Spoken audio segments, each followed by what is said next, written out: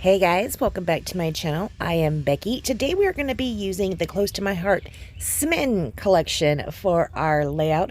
I really love nope. I really love the way this one turned out. So if you don't usually watch the videos all the way, go ahead and fast forward to the end because I think it is so cool. So I did start this layout with scraps. That's how I like to start. Okay, if I'm not starting my layout with a sketch or a scrap lift, I would like to start my layouts with scraps because they just come together. So you can see right here, I did have these two scraps and I was like, well, I'll go ahead and see what happens if we start, just making strips. I thought maybe we would do a layout with just strips that are bordered, maybe up and down, blah, blah, blah.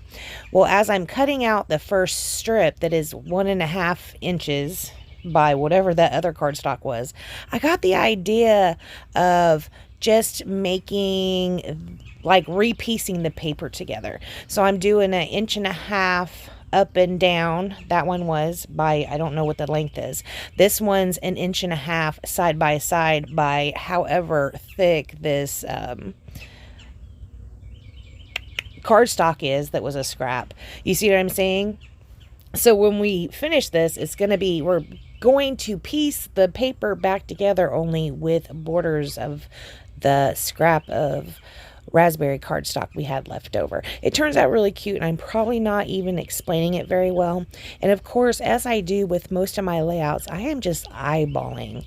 So I'm not actually getting precise measurements of the raspberry cardstock. I am of this printed pattern paper, but of the raspberry cardstock, I'm just kind of eyeballing it. So yeah, it doesn't, when I go to piece all these pieces back together to fill that piece of paper, like I said, we're just piecing back together this paper. Some of them don't really want to fit together so super good. So I do end up taking that top piece you see right there, and I'm going to end up moving it down. It's not going to be filling the page as what I had been hoping to do. Let's see.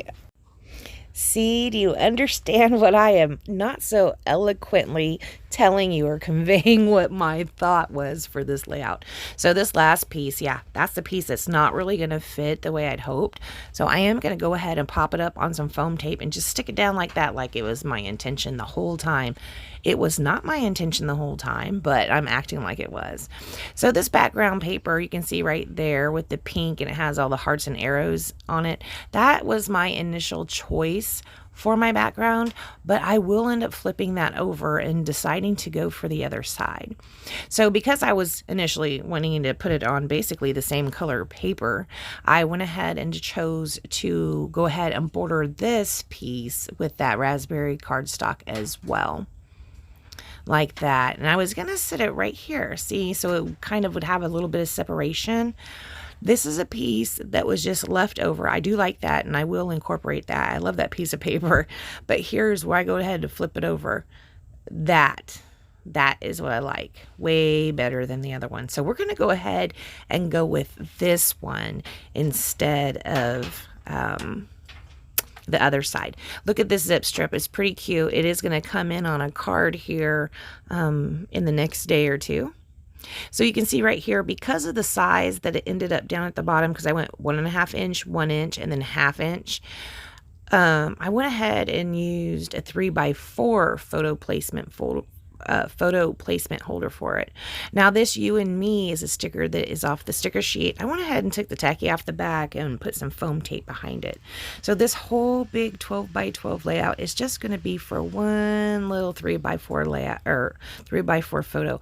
I don't usually do layouts that way, guys. I usually have 2 or more photos on there.